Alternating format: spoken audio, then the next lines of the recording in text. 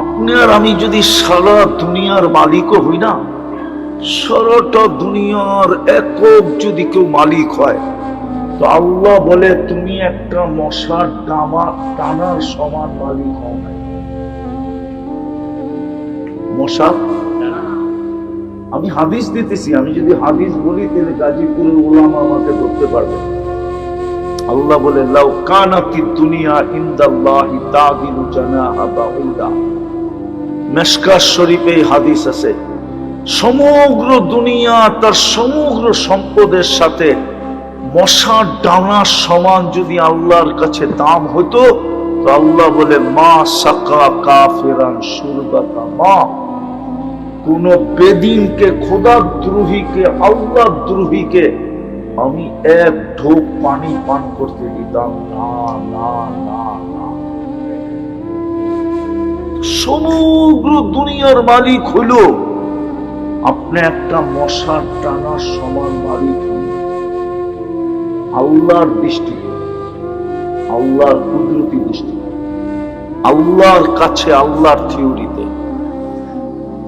এই জন্য আবারও বলতেছি, মানুষ হিসাবে জন্ম নিলেই মানুষ হয় না,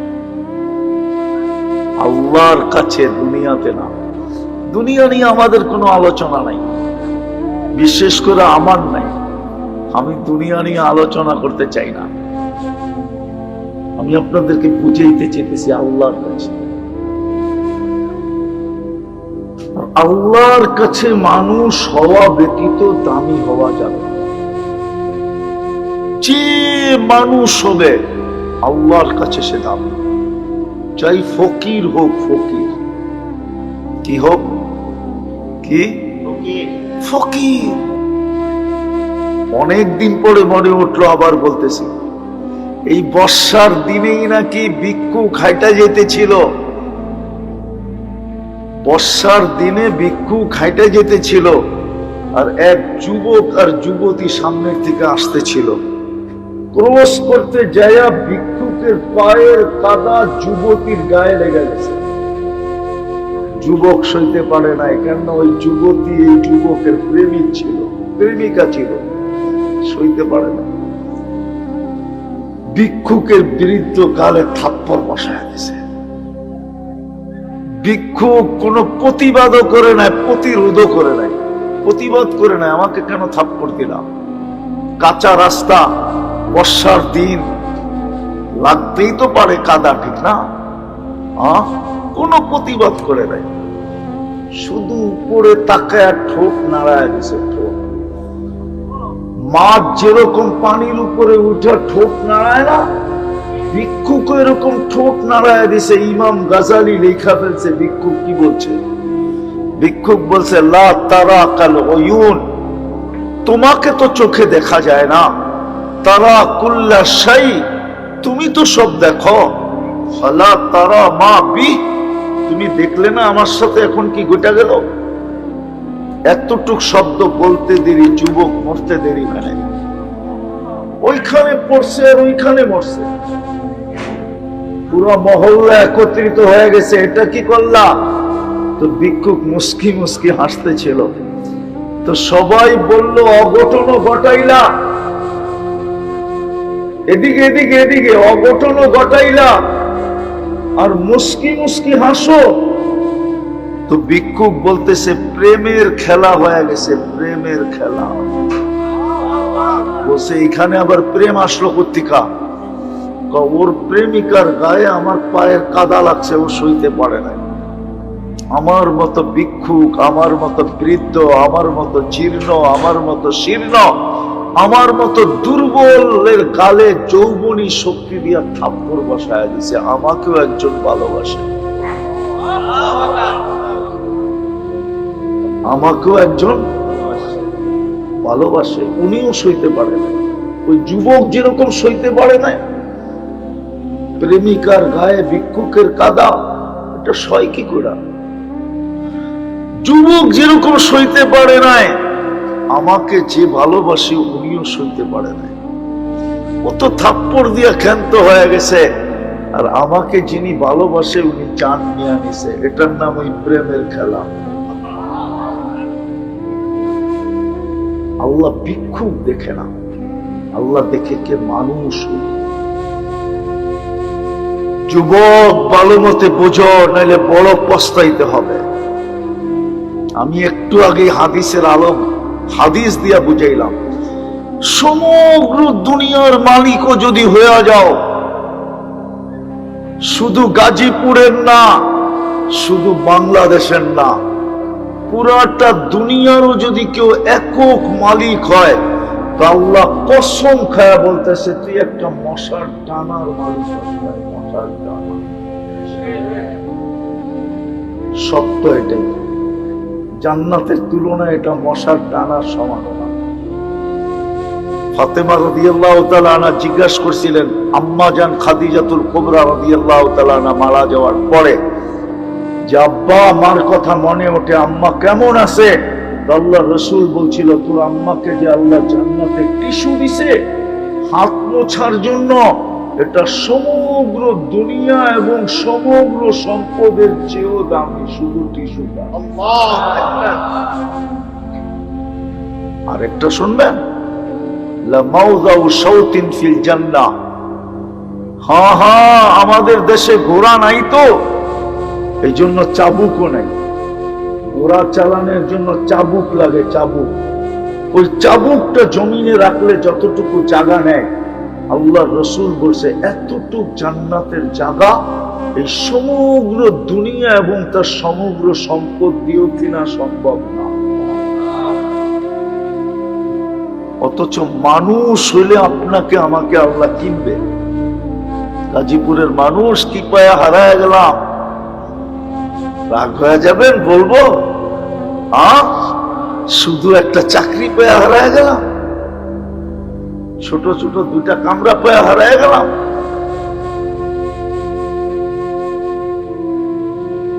কামরা পেয়ে হারায় গেলাম, কি পেয়ে হারায় গেলাম? এই যুবকরা কি পেয়ে হারায় গেল? কি পাইল দুনিয়ার? বলুক না আমাকে। ওদের সবার যাবে কি আইফোন প্রো ম্যাক্স? একজনের জ্যাবে আছে কিনা আইফোন প্রো ম্যাক্স আমি জানি না। কারো গায়ে তো একটা ব্র্যান্ডের কাপড় দেখা যায়, একটা ব্র্যান্ডের কাপড় তো পেলাম না। ইচ্ছা মতে ডেলি একবার ব্র্যান্ডের খাওয়াও তো খাওয়া যায় না। রাগ হয়ে যাবেন বলবো? মাসে একবার তো বিরিয়ানিও আমাদের কপালে জোটে না। কি প্রতি মাসে একবার বিরিয়ানি ঘরে পাক হয়? বেশিরভাগই হয় না। আপনার হয় সৌদি আরবে ছিলেন, ঠিক না? সবাই যে হবে বেশিরভাগই হয় না, ঠিক না? রাগ হয়ে গেলেন? ইচ্ছা করলেই কি একটা পিজা খাওয়া যায়? ইচ্ছা করলেই কি ফাস্ট ফুড আনা যায়? ইচ্ছা করলেই কি ভালো কিছু আনা যায়? তাহলে কি পায়ে হারাইলাম? সুযোগ তো ছিল এই মানুষগুলো রমজান এক ঢোক পানি দিয়া জান্নাত নেওয়ার সুযোগ ছিল। এক ঢোক। আল্লাহর রাসূল মনে হয় গরিবদের দিকে চাইয়া এই কথা বলছেন, নাইলে কোনোদিন বলতেন না। প্রথমে বলছিল পেট ভরা যে খাওয়াবে, তারপরে সাহাবা বলছে লা ইউতিকু কুল্লুনা, আমাদের সবাই খাওয়াইতে পারবে না ইয়া রাসূলুল্লাহ। তাইলে কি আমরা জান্নাত থেকে বঞ্চিত হয়ে যাব? তো আল্লাহর রাসূল আল্লাহর হুকুমের নিচে আসতে আসতে আসতে এইখানে আসছেন, মান ফাত্তারা সাইমান শুরবাতা মা ফালাহু ইতকু রাকাবাতিন, যে কোন রোজাদারকে এক ঢোক পানি দিয়া রোজা খোলাবে, আল্লাহ তার বিনিময়ে তাকে জাহান্নাম থেকে মুক্তি দিবেন। বলেন এখানে কার সাধ্য ছিল না এক ঢোক পানি দিয়া রোজা খোলানো? এক ঢোক পানি কত? এক বোতল? কতটুকু? আরে বলেন না অল্প কতটুকু? হাত দিয়া দেখান না, খালি অল্প বললে হবে? এক ঢোক পানি হলো এক কুলি পরিমাণ পানি। মুখে যতটুক আটে, আমি যতটুক নিলাম এতটুক হলো এক কুলি। এতটুক পানির বিনিময়ে জান্নাত নেওয়ার সুযোগ ছিল। কিন্তু বলো রমজানে কে ইফতারের 2 মিনিট আগে বাহিরে বাহির হয়ে তালাশ করত কোন পথিককে পাওয়া যায়, প্রতিবেশীর কোন রোজাদারকে পাওয়া যায় কিনা।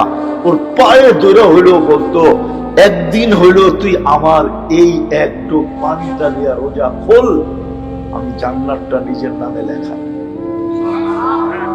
30 দিন তো খোলাইতে হতো না, একদিন খোলাই দিতে হতো। মানুষ হলি মানুষ, মানুষ হওয়া ব্যতীত আল্লাহর কাছে আমাদের মূল্য হবে না। আর আল্লাহ মূল্য দিবে কি দিয়া জানেন? ওটাই বলতেছিলাম, আল্লাহ মূল্যায়ন করবে জান্নাত দিয়া। কি দিয়া? কি দিয়া? কি দিয়া? হায় হায় হায়।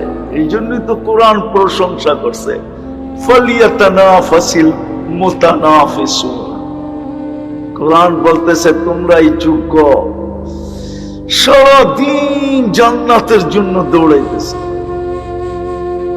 আল্লাহর রাসূলও বলছিলেন, উতলুবিল জান্নাতা জাহদাকুম। ও আমার উম্মত, যদি জানটা দিয়েও হয় তো জান্নাত নিয়ে আনে। আমি চোখে দেখা আইসা বললাম, আমি চোখে দেখা আইসা, চোখে দেখে নাই, কখন দেখছে? মেরাজের রাত্রে, ঠিক না? আইসা বলছে, উম্মত জানটা দিয়া হলো নিয়ে আনে। জান্নাত দিয়া আল্লাহ মূল্যায়ন করবেন, মূল্য পরিশোধ করবেন জান্নাত দিয়া। চিনেন জান্নাত? চিনে না তো জান্নাত। আমার সমাজ তো জান্নাত চিনে না। হ্যাঁ, দোষ আমাদেরও, আমরা জান্নাতকে তুলে ধরতে পারি না। ফুটায় তুলতে পারলে এখনো যুবক আছে, আলহামদুলিল্লাহ আছে, কিছু যুবক পাওয়া যায় যে দেখলে মুস্কি মুস্কি হাসে। যদি জিগাই হাসিস কেন, তো বলে জান্নাতের জন্য সারাদিন দৌড়াইতেছি, হাসবো না তো করবো কি। এখনো সমাজে কিছু যুবক আছে যাকে দেখলে দেখি মুস্কি মুস্কি হাসে, তো জিজ্ঞাসা করলে হাসোস কেন, সারাদিন জান্নাতের জন্য দৌড়াই, হাসবো না তো করবো। হাসে, এরও হাসতো, জান্নাত তো চিনে না। চিনেন? চিনি তো না, জানো আল্লাহর রাসূল তো চিনাইছিল। হায় হায়, দেখি আজকে চিনানো যায় কিনা 2-1 জনকে জান্নাত চিনতে রাজি, জান্নাত চিনতে রাজি। খালি চিনলে হবে না, তারপরেরটা যেটা বলবো ওটাও করতে হবে। পারবেন? হায় হায়, আল্লাহ রাসূল বলছে, উতলুবিল জান্নাতা জাহদাকুম। তোর জানটা দিয়া হলো জান্নাত নিয়ে আনে। জান্নাত তো অল্প কয়েকদিনের জন্য না, দুনিয়ার মতো সিস্টেম না যে মউত আসতে দেরি সব শেষ হয়ে যেতে দেরি হবে না। এই জন্য রাগ হয়ে যাবেন, বলবো শুধু একটা চাকরি পেয়ে হারায় গেলাম, ছোট ছোট 2টা কামরা পেয়ে হারায় গেলাম।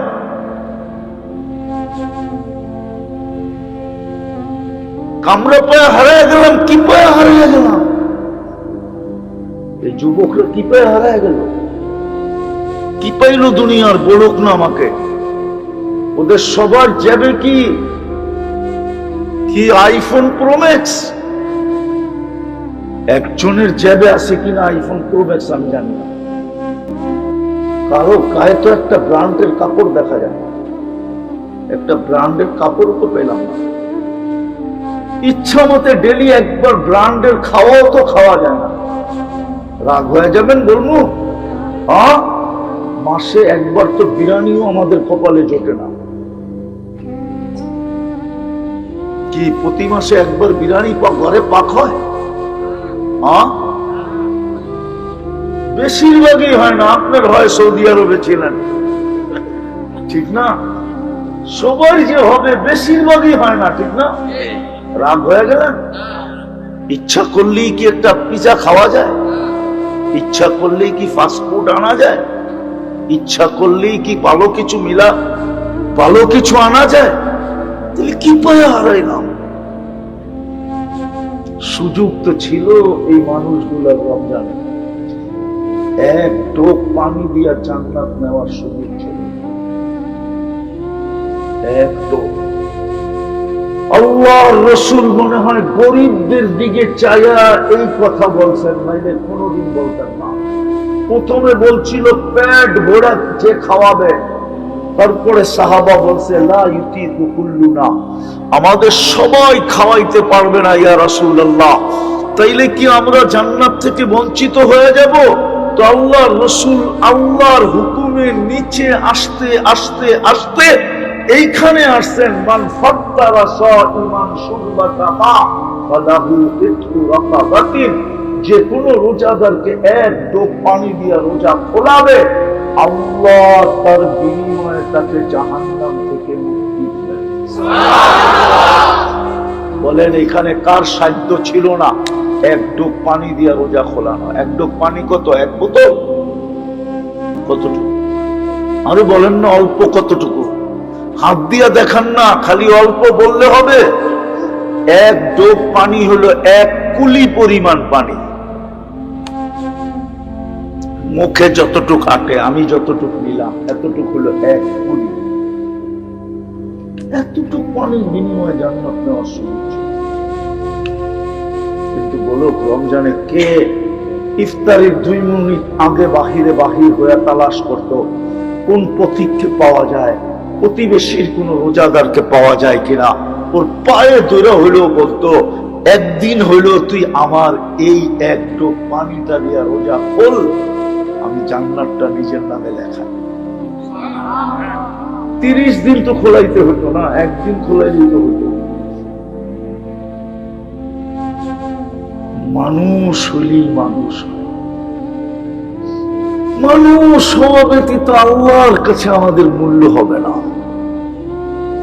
আর আল্লাহ মূল্য দিবে কি দিয়া জানেন? ওটাই বলতেছিলাম, আল্লাহ মূল্যায়ন করবে জান্নাত দিয়া। কি দিয়া? কি দিয়া? কি দিয়া? হায় হায় হায়। এই জন্যই তো কোরআন প্রশংসা করছে, ফালিয়াতানাফাসিল মুতানাফিসুন। কোরআন বলতেছে তোমরাই যোগ্য। সারাদিন জান্নাতের জন্য দৌড়াইতেছে। আল্লাহর রাসূলও বলছিলেন উতলুবিল জান্নাতা জাহদাকুম, ও আমার উম্মত যদি জানটা দিয়েও হয় তো জান্নাত নিয়ে আনে। আমি চোখে দেখা এসা বললাম